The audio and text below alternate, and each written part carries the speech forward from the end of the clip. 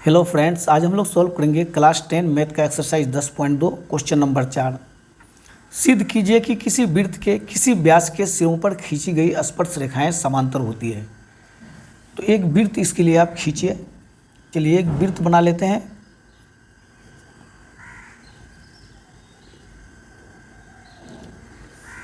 किसी वृत्त के किसी व्यास, इसमें एक व्यास आप जानते हैं, किसी वृत्त में जो सबसे बड़ी जीवा होती है, सबसे बड़ा कोट्स जो होता है वही उसका व्यास होता है, यानी डायमीटर होता है। जैसे यहाँ एक रेखा काटेंगे यहाँ से यहाँ तक तो इसका जीवा होगा, यहाँ से यहाँ तक काटेंगे ये भी जीवा होगा, ऐसे काटेंगे वो भी जीवा होगा। लेकिन इनमें से जो सबसे बड़ी जीवा होगा वही उसका व्यास होगा। तो चलिए एक व्यास आप इसका काट दीजिए, चाहे आप हॉरिजॉन्टल काटिए या वर्टिकल काटिए, आपकी मर्जी है। तो चलिए हम एक व्यास काटते हैं। चलिए इसी तरीक़ा से हम काट देते हैं। हॉरिजॉन्टल एक व्यास काट दिए। व्यास का मतलब क्या होता है, ये अगर यहाँ पर केंद्र हो तो ये दोनों सिरा इसका जो है बराबर होगा, यानी ये भी त्रिज्या होता है, ये भी त्रिज्या होता है आर, और ये भी होता है त्रिज्या आर।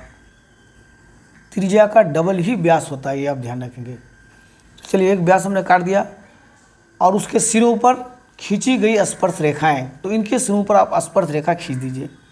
चलिए एक स्पर्श रेखा खींचते हैं इस सिरा पर, और एक स्पर्श रेखा हम इस सिरा पर खींच देते हैं। इनके सिरों पर खींची गई स्पर्श रेखाएं समांतर होती हैं। ये दोनों स्पर्श रेखा जो है, ये दोनों टेंजेंट्स, इसको समांतर यानी पैरेलल सिद्ध करना है। तो सबसे पहले आप नाम रख दीजिए। जो आपने व्यास काटा इसका नाम आप रख दीजिए, क्या रखिएगा। चलिए हम रख देते हैं इसका नाम P और इसका नाम Q। और ये जो स्पर्श रेखा दो आपने काटा इसका भी नाम आप कुछ रख दीजिए, अपने से कुछ भी रख सकते हैं आप। चलिए हम रख देते हैं A, B और यहाँ रख देते हैं C और D। फिगर बन के तैयार हो गया। अब ये भी समांतर CD आपको सिद्ध करना है। तो चलिए इसको हम सिद्ध करते हैं। चलिए हल में चलते हैं, हम कैसे हल करेंगे इसको। सबसे पहले दिया हुआ है, देखिए क्या क्या दिया हुआ है। दिया है या दिया हुआ है, दिया है वो केंद्र वाला एक वृत्त है, वो केंद्र वाला एक वृत्त है जिसमें PQ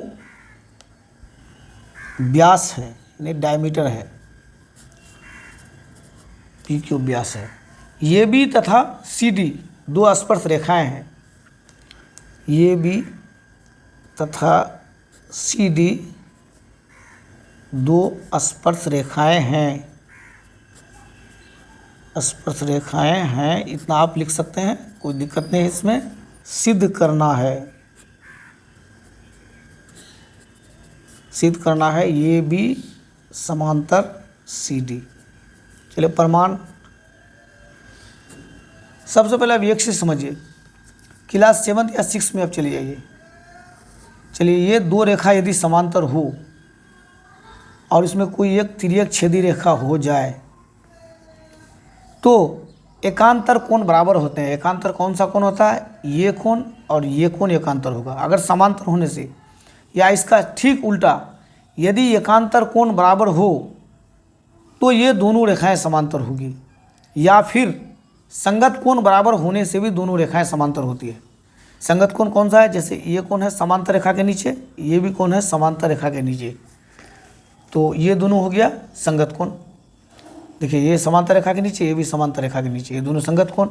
अब यहाँ देखिए ये समांतर रेखा के ऊपर, ये भी ऊपर, ये दोनों भी संगत कोण। इसी तरह से इस पार भी होगा।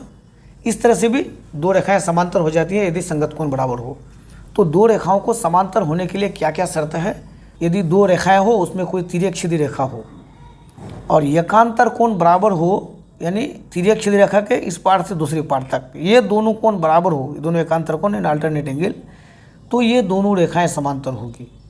संगत कोण बराबर हो तो दोनों रेखाएं बराबर होगी। और भी एक कंडीशन है, यानी ये तिर्यक छेदी रेखा के एक ही ओर के दो अंत कोण, यानी जैसे ये कोण देखिए, जहाँ से मैं हाथ डाल रहा हूँ आप देखिए ध्यान से, और ये कोण, ये दोनों तिर्यक छेदी रेखा के एक ही ओर है और समांतर रेखाओं के अंदर में है। ये दोनों कोण मिलके यदि 180 डिग्री हो तो ये दोनों रेखाएं समांतर होगी। ठीक इस पार भी यदि ये कोण इस कोण के ये कोण और ये कोण दोनों कोण का मान यदि 180 डिग्री हो तो भी दोनों रेखाएं समांतर होगी।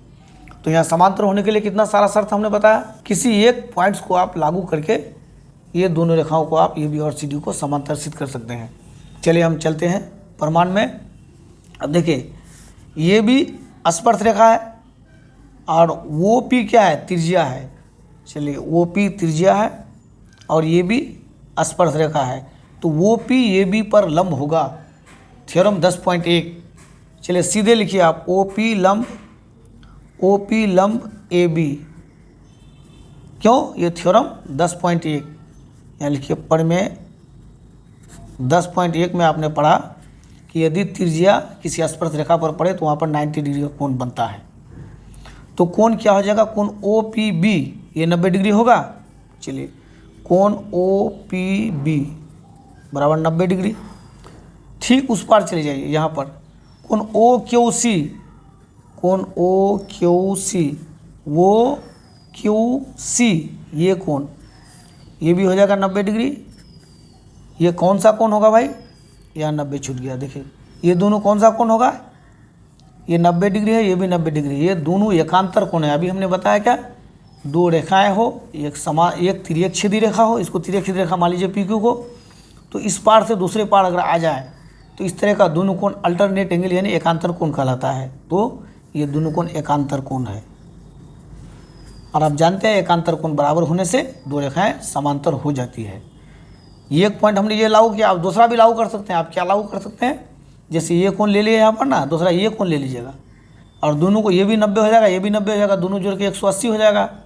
और एकांत यानी तिर्यक छेदी रेखा के एक ही ओर के दो अंत कोणों का योग यदि 180 डिग्री हो तो भी रेखाएं समांतर हो जाते हैं। उस तरह से भी आप सिद्ध कर सकते हैं। तो चलिए इसमें कई एक तरीका है सिद्ध करने का, आप किसी भी तरीका से सिद्ध कर सकते हैं।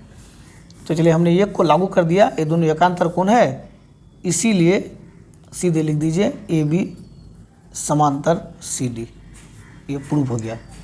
यदि आप इस सॉल्यूशन को अपने नोटबुक में उतारना चाहें तो डिस्क्रिप्शन में जाइएगा, वहाँ पर टेलीग्राम का लिंक मिलेगा। उस लिंक में मैं इस गणित का PDF डाल दूंगा और वहाँ से आप अपना कॉपी में उतार सकते हैं। और देखिए थ्योरम 10.1 से जितना भी क्वेश्चन है सबका PDF वहाँ डाला हुआ है, आप वहाँ जा कर के देख सकते हैं।